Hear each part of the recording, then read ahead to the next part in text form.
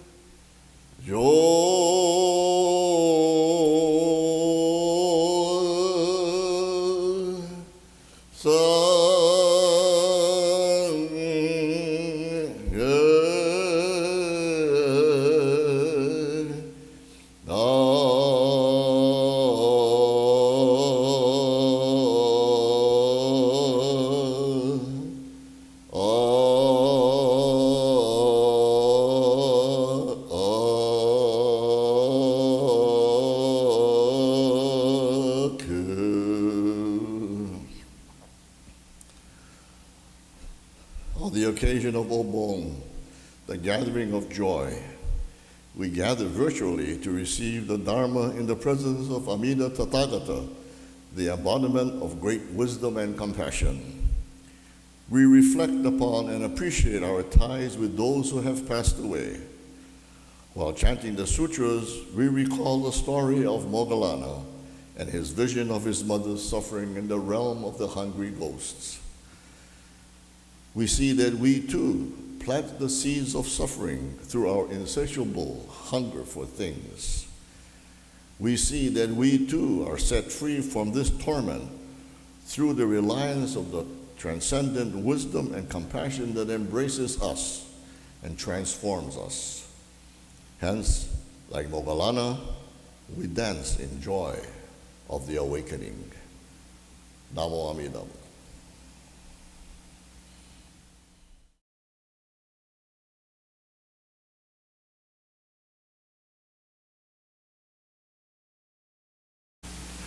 Now will you please join me in chanting of the Sanbutsuge, which is found on page 46 of the red Jodo Shinshu service book.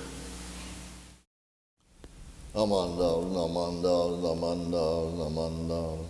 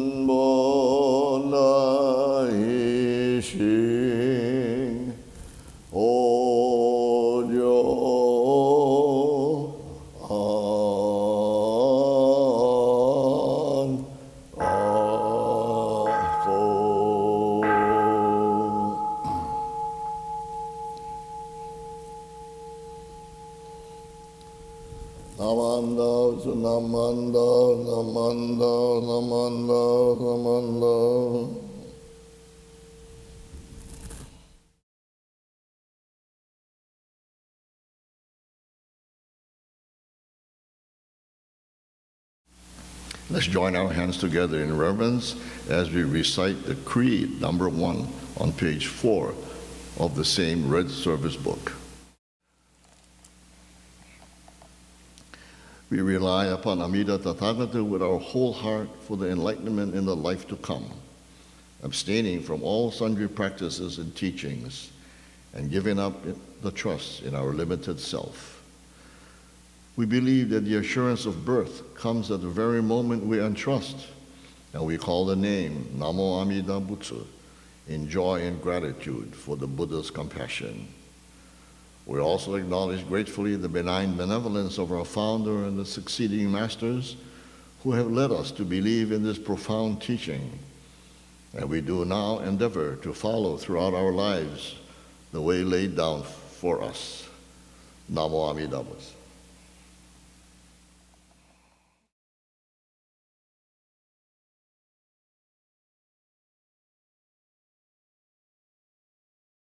Please join me by putting your hands together in reverence as I read these words.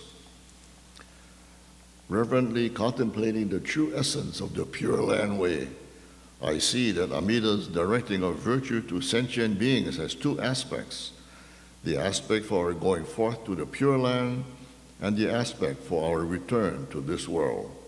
Namo Amida Butsu. This passage was taken from the collected works of Shinran in chapter 1 in the collection of passages revealing the true practice of the Pure Land Way.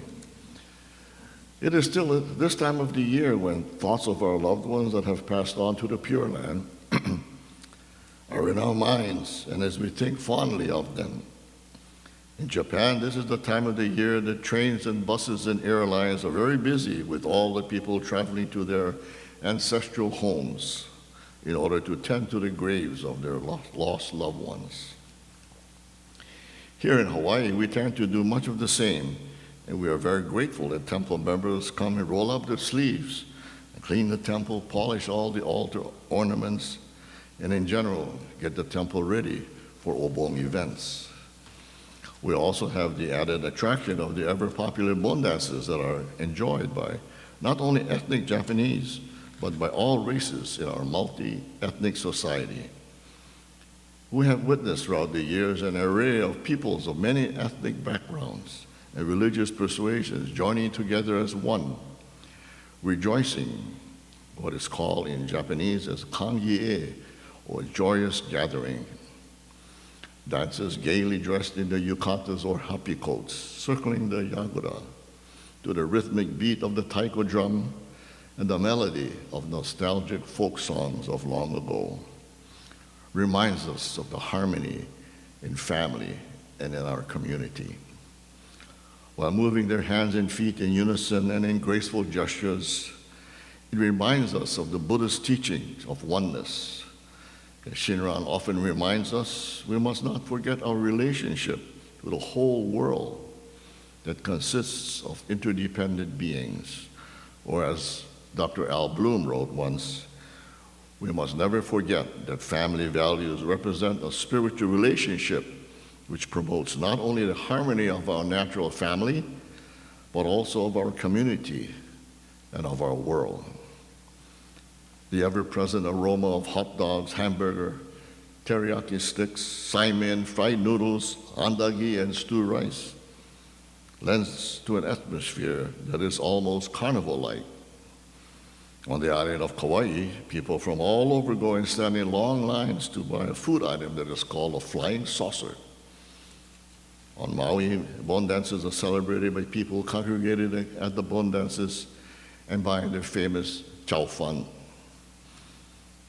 But all that has changed this year due to the COVID-19 virus that has been spreading in ever-increasing numbers, not only in Hawaii, but has been surging on the mainland and in the east as well. And we have, as a result, cannot have our traditional Bon dances along with the fun and activities that were commonplace up to a year ago. Families are not able to travel to their ancestral homes to visit the graves of loved ones, although the Japanese government has been encouraging in-country travel by their residents, but thereby causing a tremendous uptick in coronavirus cases. Throughout the history of the world, there have been disasters and plagues, and they have been commonplace from time immemorial. During Shinran's time, there was an epidemic plague, a pestilence, and the country was in chaos due to fighting for supremacy of the country. People in Kyoto were deeply affected, and there was a feeling of uncertainty and anxiety throughout the city and the rest of the country as well. Similarly, here in Hawaii, the mainland U.S., and the rest of the world, there is a deep anxiety among us because of the COVID-19 virus that is causing major changes in our lifestyle. It was the same during Renyo's lifetime as well, with epidemics, civil unrest, and wars, prompting him to write a letter entitled On an Epidemic. Here he declares that Amida Tathagata has declared that he will unfailingly save those sentient beings who single-heartedly rely on him, ordinary beings in the last age and people like ourselves burdened with evil karma, however deep the evil may be. He is referring here to the 18th vow. And he continues, at such a time as this, we should entrust ourselves to Amida Buddha, all the more deeply, and realizing that we will be born in the land of utmost bliss. He goes on to say that once we have understood this, our saying of the Nembutsu is an expression of gratitude, conveying our joy and thankfulness for the Buddha's benevolence. Buddhism teaches us that everything is impermanent and that life is definitely unpredictable. Today, although we are plagued by this virus, we should look at these two Chinese characters that succinctly describes to us the profound teaching and can be used as a guide as we go through this pandemic. And these two Chinese characters I'll show you is the word for crisis. And we can break these two Chinese characters into two separate words. The first one means danger. And the second word represents the word for opportunity. It's opportunity. So where there is crisis in our lives and the dangers that it represents, it gives us the opportunity to really look at ourselves. And it gives us an opportunity to be really creative. You notice how many temples are having virtual Dharma services. That was once a rare event. Many temples are having virtual services, and we can view these over and over again if we so choose. We can also choose not to view it in its entirety if we so wish. Then, too, there are many, many virtual Bon dances with a few people dancing around a makeshift yagoda. These we have seen almost weekly, and we can view them at our convenience as well. Because of the pandemic, we are finding novel ways to reconnect with people. Through this reconnection, we are truly living the Obon spirit, that of the story of Moggallana. Through this story, we learn and have an opportunity for us to express one of the 6 paramitas, that of dana. So in the classical story of Obon that you know, that can be traced back to the Ullambana Sutra, where Ulla means to hang upside down, and Bana refers to a bowl that came to mean salvation. It is a story of a Moggallana who used his extraordinary powers to visualize the whereabouts of his mother, who had recently passed away. Moggallana was surprised to find her suffering in the realm of the hungry ghosts, one of the 6 realms of existence in Buddhism. So using his powers, he filled the bowl with food and had it sent to her. However, as soon as she put the food into her mouth, it burst into flames. So finding himself at wit's end, Moggallana ran to seek the advice of the Buddha. And the Buddha explained that although his mother was kind and gentle and had appeared devoted to him, in reality she did so by forsaking all other people who needed her help as well. So as a result then, she had to pay for the consequences by suffering in the realm of the hungry ghosts. The Buddha told Moggallana that it would be impossible to save his mother by himself, but needed the combined help of all beings, and that the only way was to make offerings of food to the monks who were finishing their retreats on the 15th day of the 7th month. So he did as the Buddha advised, and to his surprise, not only was his mother saved, but 7 generations of his ancestors were relieved of their suffering as well. Moggallana was so overjoyed that he clasped his hands and danced for joy. And this, it is said, was the origin of the Bong dance. So it is said, a mythological story of the origin of Obon. However, in Jodo Shinshu, this Moggallana story is interpreted as for the memory of our deceased relatives and loved ones and friends, an urging of ourselves to awakening. It is this awakening to a deluded self that causes us to dance in joy. Obon to us is expressed, as I mentioned earlier, as kangie, or a meeting or gathering of joy. To their great joy, Moggallana and his mother were reunited. This joy is expressed in the Obon song. How joyous is Obon, those who have left us, openly reveal themselves again in our world. The story of Moggallana is really one of the 6 paramitas, that of dana, or selfless giving. Because of the causes and conditions unknown to us, many of our friends and loved ones close to us have passed on to the Pure Land and are now Buddhas with immeasurable life. Because of this merit transference, we become aware of the world of oneness. Hence we use the term kangie. Our loved ones have gone to the Pure Land and is expressed in the term oso eko, and have returned to us in Amida's great compassion and wisdom in order to save all sentient beings in the 10 directions. It is Amida Buddha's desire to cause all sentient beings without exception that are suffering in this world to be born in the Pure Land and become Buddhas. There is the story of a woman who lived through World War II relying on the Nembutsu. She and her husband went to California before the war and succeeded in becoming farmers on their own land. But unfortunately, her husband died young. Subsequently, she lived with her only son. Soon, her son was drafted into the army. The mother, who had recently lost her husband, was now in a position to lose her son as well. She was distraught, and on the night before her son left for training, she asked to speak to him outside in the yard. And so they went out into the yard, talked, and gazed at the full moon, and said, "After tomorrow, you will no longer be living in this house." As she started, her son said, "Mom, look up at the beautiful sky. Look at those infinite stars and the one big moon. This same moon can be seen from anywhere on earth.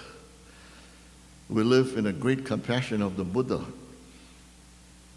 So all we can do is to entrust ourselves to that compassion." They both recited the Nembutsu, and the son said, "Mom, will you make me a promise? From now on, wherever we are, whenever you look at the moon, please think of me and recite the Nembutsu. I will do the same, even on a faraway battlefield.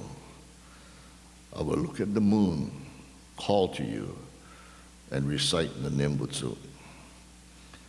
The mother said it was a great idea, and so the mother and son made a solemn promise to each other. And then he entered the army. After his training period concluded, he was sent to war in Europe. One night, as she was outside gazing at the moon and reciting the Nembutsu, she saw a falling star that seemed to be coming straight toward her. Shortly thereafter, she received a telegram from the government saying that her son had been killed. She felt dizzy and fainted. And when she regained consciousness, she went to the family Butsudang and said, "As I feared, you have died in the war and left me behind. I will follow you." And she decided to commit suicide. Then, though, she remembered her son saying, "Even if we are separated, we are bound by the Nembutsu." She also remembered her promise.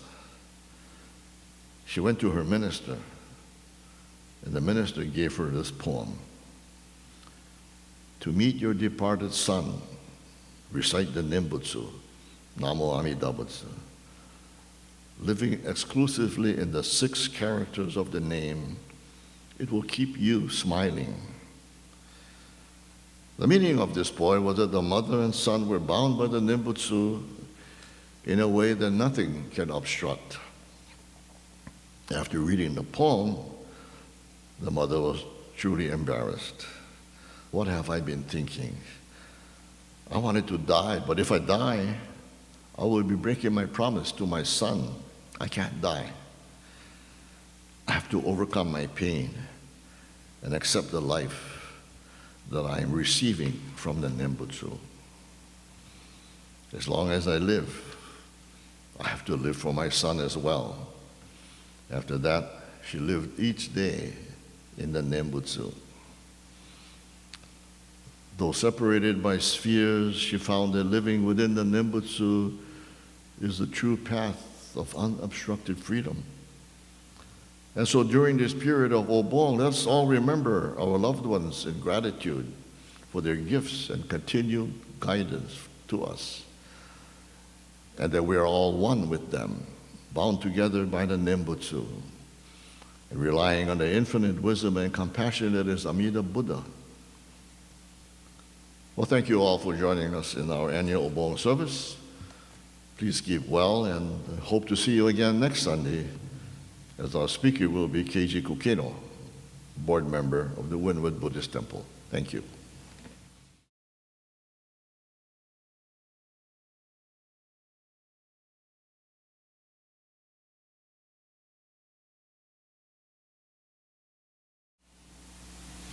The Gatha for today is Obon Obon, it's festival day. And this is found on page 115 of the Gatha book, followed by the Nembutsu.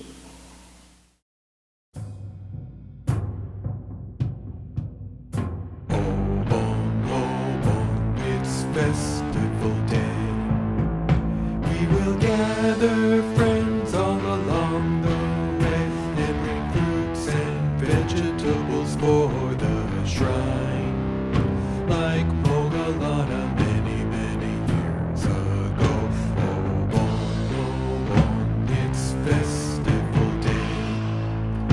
All our humble thanks we will here convey to our dearly loved ones who lived in the past. With Nembutsu, Nembutsu on our lips. Oh, it's festival day. Oh, the streets are lined with our lanterns gay, and the wind bells twinkling atop the trees. Sway to and fro in the breeze. Obon, it's festival day.